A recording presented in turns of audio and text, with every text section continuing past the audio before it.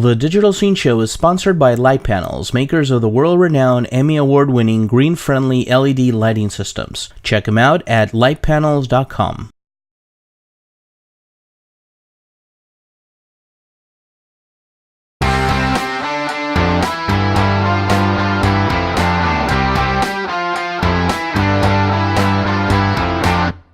Welcome Howard and Jerry to the Digital Scene Show here at the HPA 2009 Award Show. Thank you. Now, Thank you guys are, okay, who's Howard first of all? I think I'm Howard, at least the last time I checked, right? I think you're Howard. Yeah, and you're Jerry? I'm Jerry. Then by default you got to be Jerry. Yeah. That's right. Now you guys are presenting today? We are. We are giving the HPA Engineering Excellence Awards this evening. I see. Well, Howard, let's start with you. Tell me a little bit about what you do. I know you work for Pixar, correct? Yeah, so I presently work for Pixar. Before that I worked for Walt Disney Studios in the new technology department. And so I've kind of gone back to my old roots now of working more involved with post-production side of Pixar. And that's on the engineering side of the house. So it has to do with finishing the final frames and getting all that stuff delivered. I actually don't do the work. I just kind of try to help out as best I can or stay out of the way. So you make sure the workflow is working. It's flowing. I'm kind of in engineering management now, so right. Trying to make sure that all the systems stay up and running and all that kind of good stuff. I see. And Jerry, maybe tell us a little bit about yourself? So I'm in consulting now, formerly Senior Vice President at Universal Pictures, in charge of distribution methods for the studio, digital cinema, DVD, electronic sell-through, all those kinds of ones were what we worked on at Universal, and figuring out how to appropriately get them out and get the standards set right. Well, let's talk with you a little bit about digital cinema. Yeah, we'll get back to you, Howard, in a minute. Microphone. No. But what's the future of digital cinema? Is everything going obviously digital? I mean, the distribution from shooting to post-production to distribution? You have to split that into two parts. The capture and editing is one half, and then how you distribute it to the theaters is the other half. I think we're going to find on the capture side, it's going to be both film and digital capture over for a long time. Then the DI, or the digital intermediate, will be digital, and then distribution is going to more and more be digital only. It's film now, and probably 10 years or so we're going to still be in a transition between film and digital.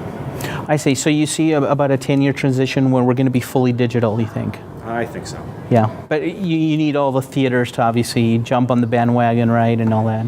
It's a complicated mess of primarily business, and the issue is So the technology is there. It's more of the business part now. It's who pays for it. Right. And in the United States, there are 35,000 screens. Right now, there are about 6,000 screens that are digital. It's been hijacked by this 3D. And so there's a lot of 3D things going on. Oh, hijack. Did you say that? You said that. I did say that. Well, you make Up, which is 3D. Right. It's a beautiful 3D movie, and more coming your way. You forget to go like this. Oh yeah, whoa, 3D. Actually, we don't do that at Pixar. We tend to do you step back. We do right. a little bit of this stuff. However, the problem of getting the 10 years is getting internationally. There are roughly 120,000, a lot of theatrical presentation locations. A lot of them are small and they can't afford the equipment. So that's where it's going to take a long time. I see. Okay, excellent. Well, Howard, maybe a little bit back to you, so you get to hold the microphone there. Feel the power. Yeah. So tell us a little bit about Pixar and the workflow. You say you're on the engineering side, so maybe tell us about what kind of software are you guys using? I think you guys make your own software, right, if I understand correctly? We do have a multitude of software. A lot of stuff is off-the-shelf software, and then we have our own internal software we use as well, too. Of course, Pixar kind of created RenderMan a long time ago, and that's a big part of the production post line. My concentration is really on the back end, or the post-production part of the pipeline, where we've been using traditional tools just like everybody else does in post.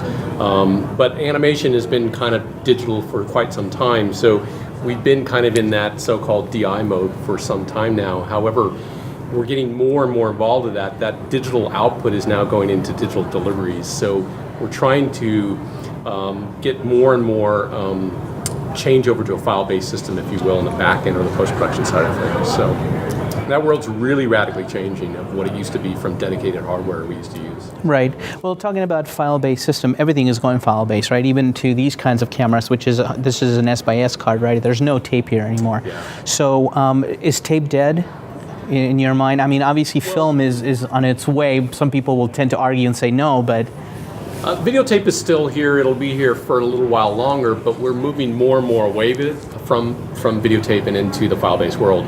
The problem is, though, we haven't been smart enough to get rid of all the problems that we had in the tape-based world with all the multiple codecs and different types of size and standardizing. So one of the things that we're trying to do at Pixar and Disney and through the industry is to create a kind of a framework for standardizing those file-based systems so that we can interchange those things. It's a project we call the IMF, or the Interoperable Mastering Format. So I'm quite involved in that stuff and trying to make sure that we can interchange stuff just like we did with a HD CAM-SR, for example. Right, and I think the big problem with Tapeless, right, it's like you mentioned, the different codecs and the fact there's no real archiving solution yet. And number 3 is, in 50 years from now, will you be able to play that Tapeless file? Will that codec even exist then? Right, all very, very good questions, and part of the problem that we have, there's been people that looked into it, like the Academy, and what do we do for digital storage and digital archive, and is it actually economical to do that? It's not a matter so much sometimes of technology, but the economics that surround it. Sure. You can store film in a coal mine for an awful long time for a fairly inexpensive amount of money. I don't know if that's the case with digital right now as it stands, and like you say, are we going to be able to read those files when it comes out the other side? The other problem we have in animation and in other tools is, will the software version be there that it was made on if you wanted to go back and do that? If you went back to the core frames, if you will. So that's also another issue that we deal with, and that's not one that is coming, it's already here. As we go back in the archive and try to make 3D out of already existing 2D material that was made some time ago. So do you see that being resolved anytime soon, or is this still a while to go? I think it's a while to go. I mean, just like anything that it integrates into the production and the post-production pipeline, you have to get your work done as you have it today, so you have to use the tools that are there. You can kind of baby step these things in. But like you said, with the camera, like what you have, things like Final Cut Pro and the Avids, we've kind of removed tape out of the equation for a lot of that part of the marketplace. Now, on the very, very high-end side of big A-title, multi-million-dollar productions, film's still the king, and digital cameras are kind of moving into there as well, too. But as we see tonight, one of the manufacturers represented has a tapeless, flash-based memory recorder that's really working into the marketplace now. What the studios are doing at this point in time is they are doing tapeless, they're creating a digital DI, and the final result is they do a separated YCM master in film, and that's what gets stored, because that is sustainable long term. We know that's going to work in 100 years. Nothing else in that digital one, which means B-roll and the independent edits are not going to be saved. We don't know what's going to happen with that. So this is still a major changing market. Some people are saying we have to stay on film because we know how to archive that. We don't want to go to digital capture because we don't know how to save it. So it's interesting. You're starting on digital but archiving on film. Yeah.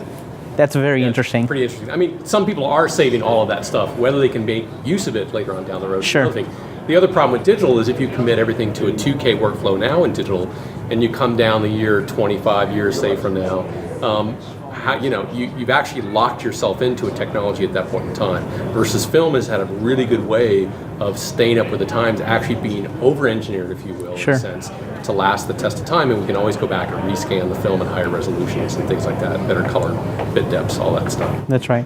Well, I want to thank you, both of you, for being in the digital scene. It was very informative. If you can just have one tip that you can offer to up-and-coming post-production people, what would that be? Stay informed.